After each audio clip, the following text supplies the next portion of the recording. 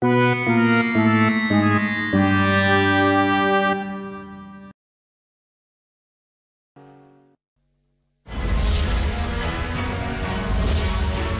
vous est offert par le FPI, Fonds de promotion de l'industrie, votre partenaire privilégié pour la réussite de vos projets.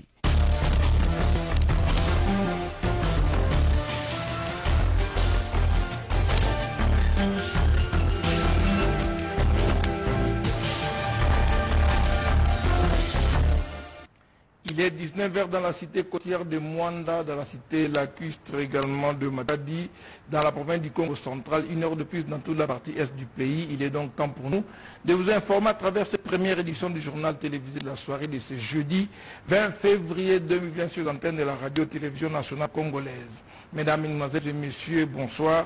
Et merci de la particulière attention que vous accordez à cette session d'information qui s'ouvre par les activités déployées par le chef de l'État. Pour vous annoncer que divers sujets d'actualité à intérêt général ont été débattus et surtout abordés lors du Conseil des ministres, présidé de main de maître par le chef de l'État, Félix Antoine Tshisekedi. Images et commentaires. Au total, 5 points sont inscrits à l'ordre du jour de cette 21e réunion du Conseil des ministres présidé par le chef de l'État, Félix Antoine Tshisekedi Tshilombo, jeudi 20 février 2020 à la Cité de l'Union africaine à Kinshasa. Il s'agit entre autres de la traditionnelle communication du président de la République, de points d'information sur l'État et l'administration du territoire national, fait par le vice-premier ministre, ministre de l'Intérieur, sur la situation sécuritaire du pays, fait par le ministre de la Défense nationale et sur l'évolution de la procédure judiciaire concernant les dossiers des fonds sortis du Trésor public pour financer les sauts des moutons, fait par le vice-premier ministre, ministre de la Justice. Autre point d'information retenu, la note sur l'état de lieu du climat des affaires officiel du plan cadre de coopération des Nations Unies pour le développement durable fait par la vice-première ministre, ministre du plan, ainsi que les rapports de la commission ad hoc chargée de la sélection des candidatures sur la commission de la CRC. Le troisième point à l'ordre du jour concerne le relevé des décisions prises lors de la 20e réunion du Conseil des ministres du vendredi 14 février 2020. Le quatrième point est relatif à l'examen et à l'adoption des 11 dossiers, notamment les remous cycliques dans les secteurs des commerces, le plan d'action triennal de la mise en œuvre de la gratuité de l'enseignement primaire, les réseaux mafieux sur la TVA à la SONAS, la restructuration du Fonds national de promotion et de services sociaux et l'organisation de la 2e édition du Festival culturel de la polysémie pygmée d'Afrique centrale. Quant au 5e et dernier point retenu à l'ordre du jour, il a trait à l'examen et à l'adoption d'un projet de décret modifiant et complétant un décret lié au secteur des PT TIC concernant notamment l'autorité de régulation de la poste et des télécommunications RPTC.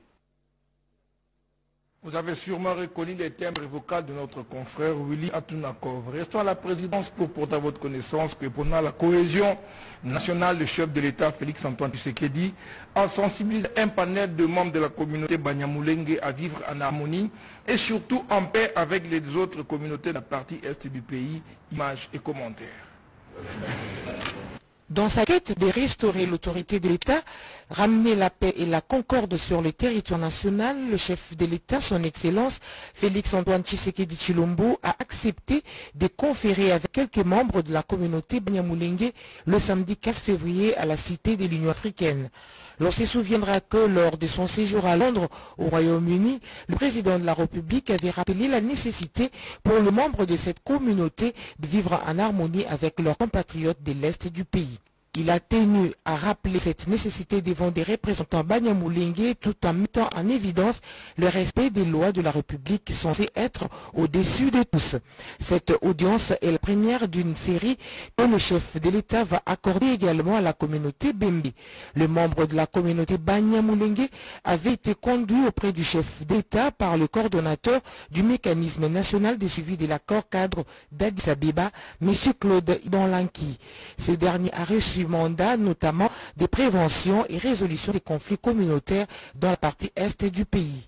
Un souhait qu'exprime l'un des représentants Banyamulenge, Monseigneur Jérôme Garengwa, qui donne ici une piste des solutions qu'il a présentées au président de la République. Par quels moyens? Par la guerre, par la répression, par une sorte de catéchisme politique, que les gens comprennent et que vous êtes frères, vivez ensemble.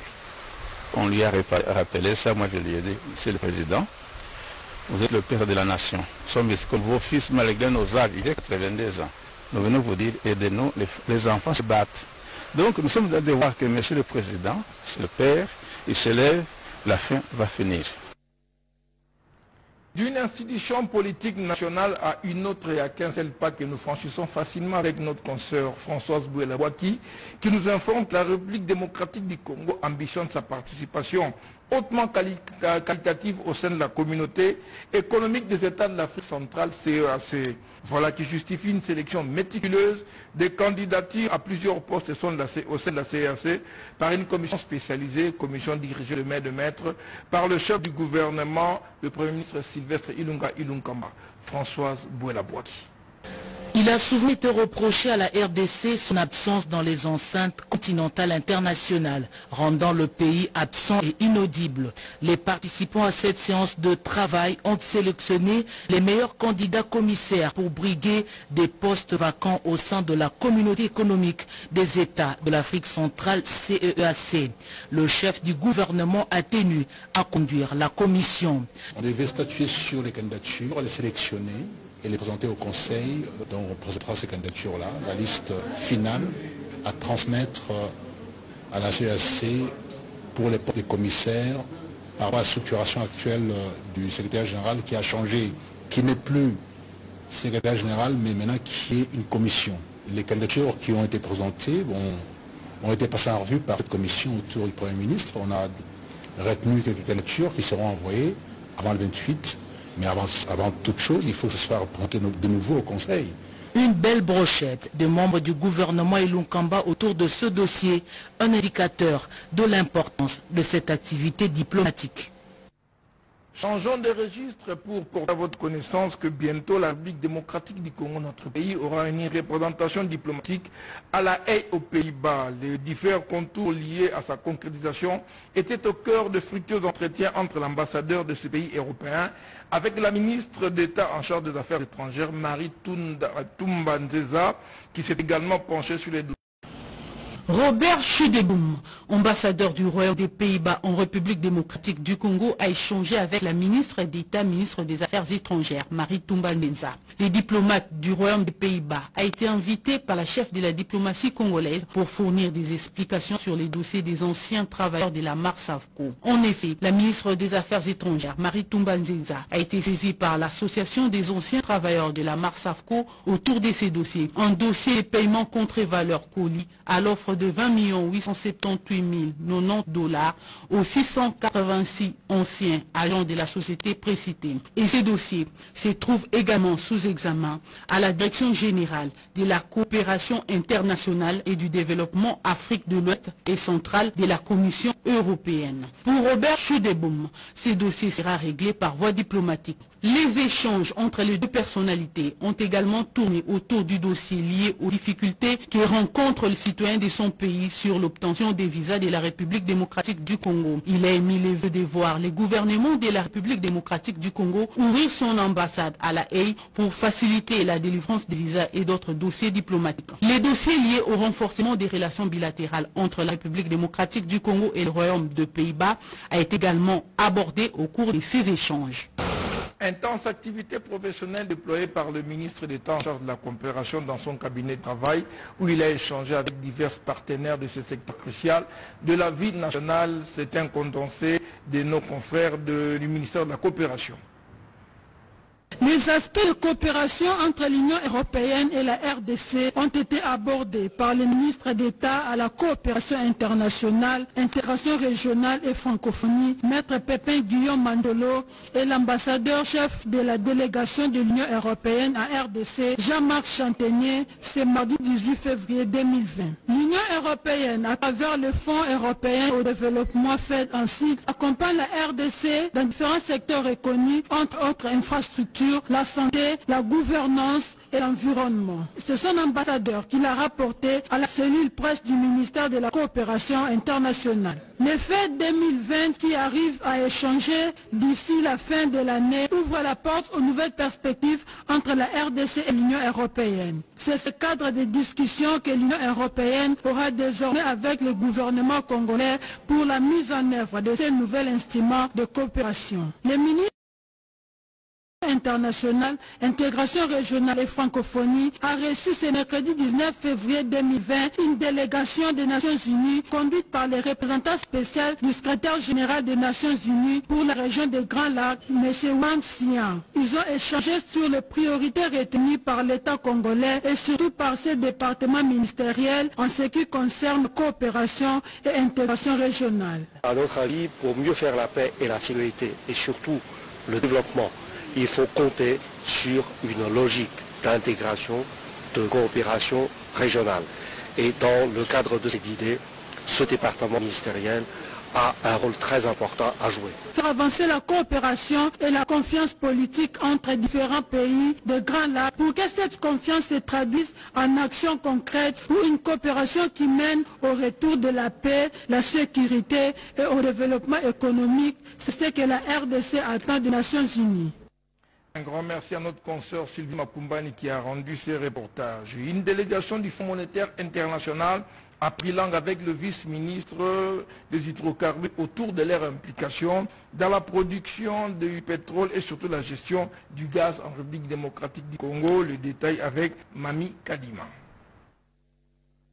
Le Fonds monétaire international est venu s'assurer de la traçabilité de la production du secteur pétrolier et gazier de la République démocratique du Congo. C'est ce qui a fait l'objet d'une séance de travail qu'a tenue le vice-ministre des hydrocarbures Moussa Bondo. Une séance qui a réuni la délégation de la mission du département Afrique du Fonds monétaire international et le représentant de la présidence de la République, celui de la primature, les experts du ministère des hydrocarbures, les représentants du ministère des Finances et du Budget, du DPSD, de la DCC, la DGI, la DGRAD et du CETER. Cette mission du Fonds monétaire international qui s'est du Congo du 18 au 25 février 2020 veut comprendre l'évolution de la production du secteur pétrolier et gazier en joint venture avec les pays voisins. À l'issue de cette mission, les résultats permettront au FMI de réaliser la première revue du programme de référence conclu avec la République démocratique du Congo en novembre 2019. Parlons énergie à présent pour vous informer qu'électrifier la voie publique de Kinshasa grâce aux panneaux solaires, bel exercice auquel s'est livré à cœur joie le président de l'Assemblée provinciale de Kinshasa qui a procédé au lancement officiel de cette opération. Témoin l'événement Nene Maïzana et Guylain Kassou. Le développement durable en République démocratique du Congo est primordial. Pour y arriver, le pays a besoin de l'énergie électrique pouvant couvrir tous les pays. Les experts recommandent l'énergie solaire pour l'électrification de la ville, subvenir aux besoins de la population et la réduction des émissions de gaz à effet de serre. Cette initiative du DEV solaire a pour objectif d'appuyer les entrepreneurs dans le secteur d'énergie pour pallier aux problèmes de délestage dans la ville de Kinshasa. Le président de l'Assemblée provinciale de Kinshasa, Godin Poy, qui a procédé à l'inauguration de cette initiative de promouvoir l'entrepreneuriat de panneaux solaires. Vous connaissez les difficultés que nous avons à l'électricité maintenant à Kinshasa. La plupart des produits qu'on importe, c'était de la camelote. On a la possibilité d'avoir des produits d'origine. Ce sont des gens qui ont déjà fait leur preuve avec la Banque mondiale et d'autres organismes internationaux. Je pense que la qualité se trouve à la porte du quinoa. Il n'y aura pas de tracasserie administrative. Pas seulement pour DEF, mais pour tous les opérateurs économiques. Tant que nous serons là, il n'y aura plus de tracasserie. Parmi les réalisations énergétiques des DEF solaires, l'implantation des panneaux solaires dans la province de Lualaba et celle du Haut-Katanga pour l'électrification de la voie publique. Dans les jours à venir, les équipes mobiles vont faire des descentes sur terrain pour sensibiliser et vendre à faible prix des lampes solaires et des équipements électroménagers solaires. Notre recommandation calquée sur les réalités socio-médicales congolaises ont sanctionné les travaux du colloque sur le rôle de l'université face aux défis des maladies en Afrique centrale, nous informe Rodé Panda. Le colloque de 3 jours sur le rôle des universités face aux défis de la santé en Afrique centrale a fermé ses portes avec succès le week-end dernier. Les intelligences des sommités de l'université de Kinshasa et de l'université de Liège en Belgique ont réfléchi et proposé des solutions à soumettre aux décideurs. Les doyens de la faculté de médecine de l'UNIKIN, le professeur Jean-Marie Kayembe, revient sur l'essentiel de ces assises. Nous devons ici saisir cette occasion que vous nous offrez pour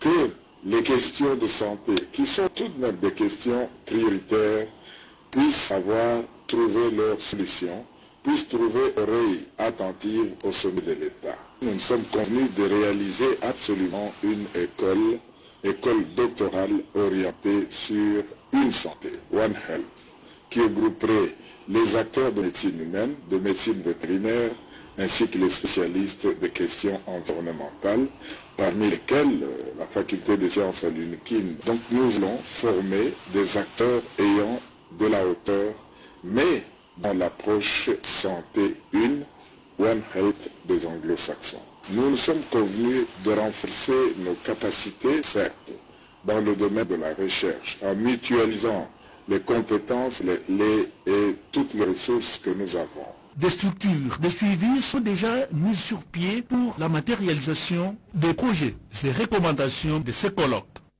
En ce jour de travail dans la ville-province Kinshasa, l'évêque de Basan-Koussou a pris langue avec le ministre de l'Enseignement supérieur et universitaire Thomas Loaka Lusenjula sur l'apport de ce ministère dans son secteur de compétences. Juste après, le ministre a échangé avec l'ambassadeur de France à Kinshasa, images et commentaires. Dans le cadre des projets relatifs au redressement du secteur de l'enseignement supérieur et universitaire, le ministre Thomas Loaka Lusenjula a reçu une délégation conduite par l'ambassadeur de France en République démocratique du Congo, François Poujolas. Ils ont parlé coopération dans le domaine de l'enseignement supérieur et universitaire. Cette rencontre s'inscrit dans le prolongement de la rencontre entre nos deux présidents en novembre dernier à Paris, qui ont évoqué la relance du partenariat entre la RDC et la France. Ce partenariat s'appuie sur un certain nombre de priorités, mais j'allais dire la plus importante, c'est la jeunesse, c'est la formation, l'éducation, parce que pour préparer l'avenir, pour aider au développement durable, il faut s'assurer que la jeunesse a des perspectives et qu'elle soit bien formée. La directrice générale de Campus France a évoqué la portée de l'appui français au secteur de l'enseignement supérieur et universitaire. Le ministre nous a indiqué que parmi ses priorités, il y avait la formation des enseignants, donc des professeurs à l'université. Donc nous pourrions former des docteurs en France et renforcer par exemple de l'agriculture, de l'environnement, de l'énergie, de l'urbanisme, qui sont des domaines où la France peut apporter son aide. Dans un autre décor, Thomas Loaka Lusenjula a accordé une audience à l'évêque de Basan-Koussou. La formation de la jeunesse du diocèse de Basan-Koussou préoccupe au plus haut point Monseigneur Joseph Mouké, qui est venu voir le ministre des Lessus. Ils ont parlé projet de construction d'une université à Basan-Koussou. Restons dans le secteur de l'éducation pour vous annoncer que l'Institut supérieur du commerce de Kinshasa a offert son hospitalité au vice-ministre en charge de l'enseignement supérieur et universitaire qui a effectué une itinérance administrative dans ce stade amateur, images et commentaires. La vice-ministre de l'enseignement supérieur et universitaire, Liliane Mbangalwaboshi, a effectué une visite éclair dans 3 établissements de la ville de Kinshasa. À l'ISP Gombe, à l'IEC et à l'Académie des Beaux-Arts, le constat du numéro 2 de l'ESU était concluant. On devrait savoir exactement si les établissements fonctionnaient. Le fonctionnement, c'est sur le plan académique, sur le plan aussi d'évaluer un peu l'application des instructions académiques. Nous venons de nous imprégner de la situation réelle au sein des établissements visités et nous venons d'être satisfaites, d'autant plus que les étudiants sont là, ils sont déjà bloquistes. Il y a ceux qui font déjà les inscriptions pour accéder, n'est-ce pas, à la session de février. Et donc, nous venons de constater qu'il y a du calme dans les 3 établissements visités. Quelle sera la prochaine étape pour ce genre de visite? La question reste ainsi posée. Seulement, l'objectif est de faire un état de lieu des activités académiques dans les différents établissements d'enseignement supérieur et universitaire. Rendons-nous à présent à l'intérieur du pays, plus précisément dans la ville qui préfère de Lubumbashi, chef de la province du Haut-Katanga. Là, nous sommes dans le camp militaire de Vangu qui a bénéficié d'un don de médicaments remis par certaines autorités Rodé Panda. L'hôpital militaire du camp Vangu, à Lubumbashi, province du Haut-Katanga, a bénéficié d'un lot important de médicaments, dont du monseigneur Stéphane Ngoyi Wabingelengele, évêque de Lubumbashi, personnage bien connu pour ses œuvres de charité. Dans le souci de perpétuer ses œuvres caritatives en faveur de la population, l'évêque Stéphane Ngoyi ne cesse d'encourager les fidèles à lui emboîter les pas. Durant son séjour à Kinshasa, la capitale, il a intéressé un échantillon de femmes ressortissantes du Grand Katanga pour venir soutenir la fondation initiée pour le développement intégral de la jeunesse et de la femme congolaise. Il les a exhortés à appuyer sans faille cette mission qui tient à accompagner et évoluer en phase avec les actions de la première dame Denise Nyakiru Tshisekedi. Un comité de soutien de mamans du Grand Katanga résident à Kinshasa a été mis sur pied pour l'accompagnement des œuvres de la première dame. Le dimanche 16 février dernier, c'était le tour des femmes de la fondation Mwasi Amayele dans la commune de Kitambo sous la direction de la présidente Bijou Bimpe, qui a échangé avec l'évêque Stéphane Ngoyi sur la vision des œuvres oblatives en faveur des vulnérables. Restons dans cette partie du territoire national pour vous proposer la prise en charge de l'opération de bébé siamois par le gouvernement provincial du Haut-Katanga. Collé au niveau de l'abdomen le jour de leur naissance, il y a plus de 2 semaines à l'hôpital d'accord de Likasi, l'état de santé de ces bébés siamois s'améliore chaque jour qui passe. Les appels à l'aide lancés par le député provincial David Daoudé Katwe et le maire de la ville montagneuse Itesbal Petro Kapande ont eu un écho favorable du côté de l'autorité provinciale. Jacques Yaboula Katwe a en effet dépêché sur place à Likasi sa conseillère en charge du social, Emeras Moleka, a rassuré les parents de l'évacuation de ces nouveau-nés vers l'Afrique du Sud pour des soins appropriés. Le docteur Martine Kalen de l'hôpital Jécamine Panda, qui suit de près la situation des bébés siamois, affirme que cette évacuation peut se faire sans risque puisque ces bébés n'ont plus besoin d'oxygène au cours de leur déplacement. Aujourd'hui, nous sommes au 7e jour de vie. Tel que vous le verrez là, ils sont pas oxygéno dépendants, donc ils peuvent faire ce trajet même sans oxygène. De son côté, l'élu provincial de Likasi, David Daoudé Katwe, salue la prompte réaction du gouverneur Jacques Yaboula face à ce cas social survenu dans son fief. Nous remercions l'autorité provinciale, le gouverneur Jacques Yaboula Katwe Wandani, le maire de la ville et même le ministre de Santé. Ils se sont tous impliqués pour qu'il y ait prise en charge assurée par le gouvernement provincial. La mère et ses nourrissons séjournent déjà à Lubumbashi pour des formalités de voyage vers l'Afrique du Sud.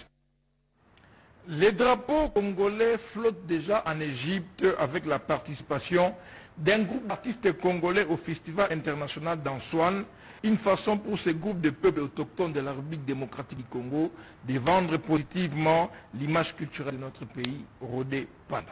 La culture est un autre élément de coopération entre la RDC et la République arabe d'Égypte. Un groupe autochtone, pygmée, du ministère de la Culture et des Arts, doit participer au Festival international à Ansoine, en Égypte, festival qui ouvre ses portes du 18 au 24 février 2020. Malgré la bonne volonté du ministre Jean-Marie Okunji-Kikouni de la Culture et des Arts de faire déplacer ces artistes congolais pour leur participation, le moyen font défaut, explique Madame Georgette Demogo. Donc la République démocratique du Congo, à travers les groupes des peuples autochtones qui devraient quitter la RDC aujourd'hui, n'a pas pu quitter parce qu'il y a des petits problèmes dus au passeport. Il y a certains artistes qui n'ont pas de passeport et aux affaires étrangères, on nous apprend qu'il n'y a pas de formulaire. Donc c'est une opportunité que la RDC ne pouvait pas rater. Donc on insiste et nous implorons vraiment l'implication de l'autorité pour que cela soit matérialisé, pour qu'au plus tard le jeudi, le groupe peut quitter pour participer au festival. Ces peuples autochtones recherchés au monde pour leur caractère spécifique sont bien disposés à aller vendre l'image des marques de la culture congolaise au pays des pharaons où plusieurs nations du monde livreront leur spectacle. La République démocratique du Congo, pays de grande renommée culturelle, a tout intérêt de faire entendre sa voix à cette grande messe de diversité culturelle. Ambiance inhabituelle mais solennelle à l'entrepôt moderne des vaccins de Kinkole, dans la commune de Lonsele, où le vice-ministre à la Santé a procédé au lancement officiel du projet de renforcement du système de santé en République démocratique du Congo, images et commentaires. Le gouvernement de la République, par le biais du ministère de la Santé, avait doté le programme élargi de vaccination avec l'appui des Gavi d'un entrepôt moderne le plus grand de l'Afrique centrale. Cet entrepôt situé à Kinkole a contribué à l'amélioration de la couverture vaccinale, aussi bien des routines que des masses pour permettre au pays de lutter contre les maladies évitables par la vaccination et de réduire sensiblement les taux de mortalité infantile. Cet entrepôt facilite le stockage, la conservation dans les chaînes de froid modernes, la distribution des médicaments dans tous les hôpitaux du pays. Il a servi de cadre à la cérémonie de lancement officiel des activités de l'entrepôt par le vice-ministre de la Santé, Albert Petit, en présence de la directrice adjointe des Gavi et du représentant de l'UNICEF. Occasion pour les représentants de l'UNICEF de saluer les progrès dans la réduction de la mortalité des enfants de moins de 5 ans grâce à des vaccinations de qualité, des routines et des masses. Il a souligné que la vaccination est l'un des meilleurs moyens de sauver la vie des millions d'enfants et permet à l'État et aux familles de faire des économies sur les coûts de la santé. L'administration des vaccins de qualité contre la polio, la rougeole, couplée de la distribution des moustiquaires imprégnés d'insecticides, a réduit sensiblement la mortalité des enfants de moins de 5 ans en RDC. Les médecins chefs des zones qui ont bien appliqué la vaccination des routines à travers les pays ont été primés. La visibilité des multiples projets à caractère social au Congo profond intéresse à un plus haut point la ministre des Affaires sociales du gouvernement central. Voilà qui justifie son futur séjour de travail de la province du Katanga, comme nous informe Patience Mboyo Katoukou. La République démocratique du Congo ne dispose pas d'une loi sur la protection et la promotion des droits des personnes handicapées qui peut servir de soubassement aux droits de cette catégorie de personnes en République démocratique du Congo. Faire les plaidoyers pour la programmation de ces projets de loi dans l'agenda de l'Assemblée nationale sera une balise pour la promulgation de cette loi dans les jours à venir par le président de la République, loi qui permettra d'améliorer les conditions sociales des personnes vivant avec handicap. La matinée d'échange entre les députés nationaux et les activistes qui défendent les droits des personnes handicapées consistait à faire le plaidoyer et la promotion des droits des personnes en situation de handicap en République démocratique du Congo. Et la sensibilisation que nous faisons ici, c'est une partie de mise en œuvre de la Convention parce que pour que cette Convention soit mise en œuvre, il faut qu'il y ait des lois. Et celle qui est en souffrance au Parlement, c'est une loi qui n'est pas la moindre, toujours dans le cadre de mise en œuvre de cette convention, qui est aussi aujourd'hui une loi interne pour nous. À l'issue de ces travaux, les députés nationaux ont pris l'engagement ferme de faire aboutir ces projets de loi favorables pour cette catégorie de personnes. C'est une loi qui était en souffrance à l'Assemblée nationale depuis le mandat passé. Et maintenant que les organisations de personnes handicapées ont apporté des amendements utiles, nous pensons que la loi sera rapidement adoptée à la Chambre basse ainsi qu'au niveau du Sénat Et ce qui fera qu'avant la fin de cette année, la loi pourra être soumise à la signature du chef de l'État. À titre de rappel, la République démocratique du Congo s'est enregistrée comme État partie de la Convention relative aux droits des personnes handicapées. Cette loi stipule que les personnes handicapées ont droit à un plein accès et égale jouissance de tous les droits de l'homme. Cette matinée de plaidoyer de députés nationaux quant à la loi portant protection des personnes vivant avec handicap en République démocratique du Congo, maintenant à cette session d'information qui a connu le concours rédactionnel d'Emmanuel Commissaire, de Gaseline Bassane et de Keren Kankologo. Elle se fera le réel plaisir et surtout l'agréable devoir de me relayer tout à l'heure à 20h jusqu'à de Kinshasa pour vous présenter la grande édition de la soirée sur l'actualité. Elle, c'est Sandra Nyangitabou. D'ici là, portez-vous bien et restez fidèles au programme de la radio-télévision nationale congolaise. Bonne soirée à tous.